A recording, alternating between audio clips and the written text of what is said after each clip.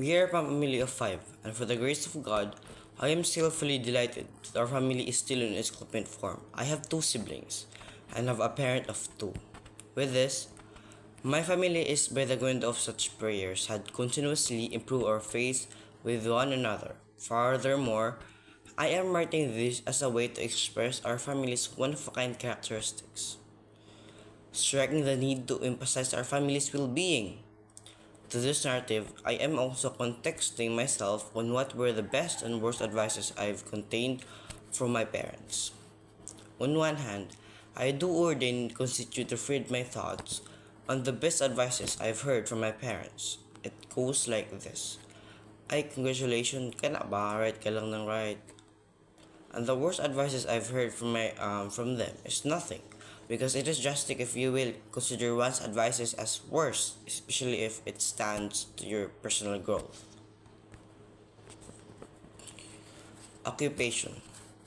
My father has served in important legislative roles for many years, demonstrating a strong commitment to public service.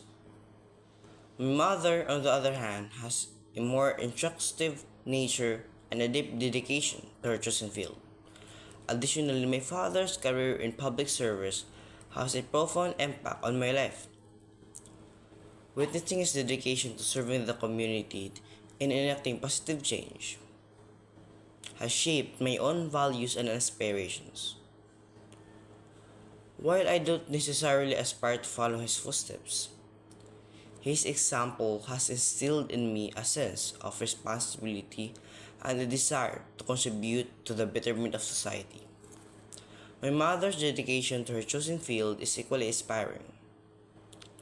Her passion for her work is contagious, and her unwavering commitment to excellence is a constant source of motivation for me. Though her field differs significantly from my father's, their shared commitment to making a difference in the world is a testament to the values they have instilled in me. While I haven't yet determined a specific career path, I am drawn to fields that allow me to use my creativity and problem solving, and the desire to help others. I am actively exploring different options, seeking opportunities that align with my values and interests. Relationship. The relationship I have within my family are a tapestry woven with threads of love, laughter, and sometimes a touch of affection. While we share a deep bond, navigating the complexities of communication and understanding each other's perspectives can be challenging. I find myself hesitant to fully up and share my deepest thoughts and feelings. There is a fear of judgment, a fear of being misunderstood, and the fear of disrupting the delicate balance we've established. I yearn for a deep level of intimacy, a space where vulnerability is embraced, and where secrets can be shared without fear. Building that kind of trust requires patience, empathy, and a willingness to listen without judgment. Despite our differences, there are moments, however fleeting, remind out of the strength of our family bond and the potential for deeper connection. Money. Um, while I recognize the importance of financial security, I believe that the wealth lies in something more than just material possession. It's about having the freedom to pursue our passions, the ability to support our loved ones, and the peace of mind that comes from knowing we have a solid foundation.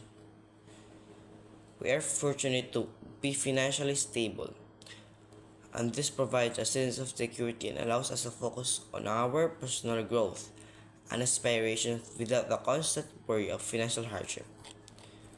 Financial stability is not just about having enough money, it's about using our resources responsibly.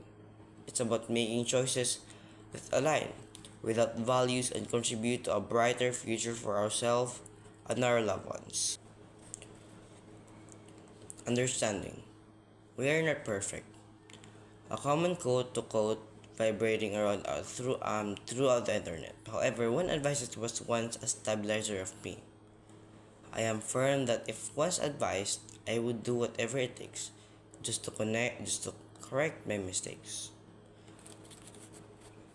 Kibisag kung saan pa nimo, kibisag kung saan pa nimo pag pag do sa imong mga mistakes is now sa imong mga advices nga ma-hurt sa imong parents.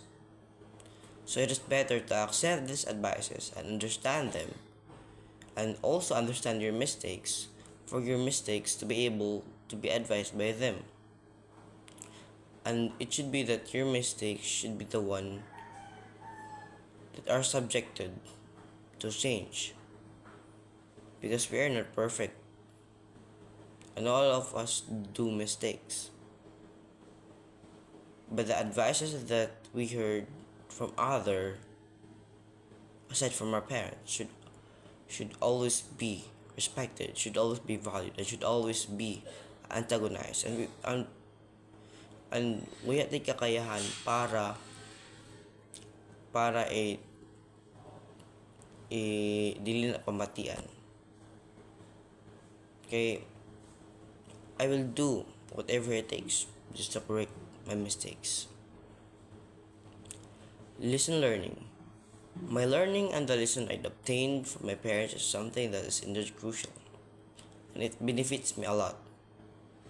It's an in-depth thing that it is something that would inherently pass me lifelong lessons, and it is crucial in the feat that it shapes me.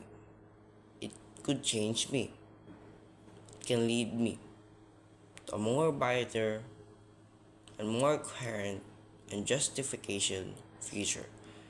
And it is something that these advices, that these lessons, that these life lessons will hold an important feat in my life when I grow up. Actions. Aside from being advised, if I am scolded by my parents, I would wholeheartedly accept it, because I think it would change me. I would not let my emotions take part first.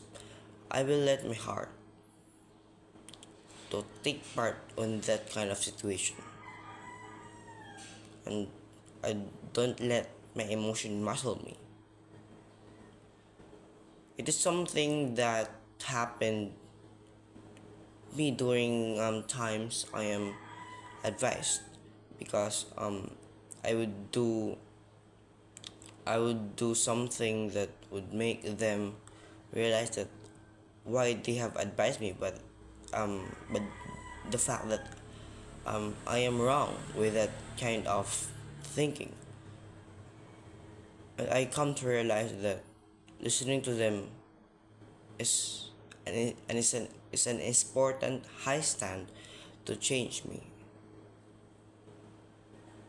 And that's why I wholeheartedly accept it, because I think it would change me.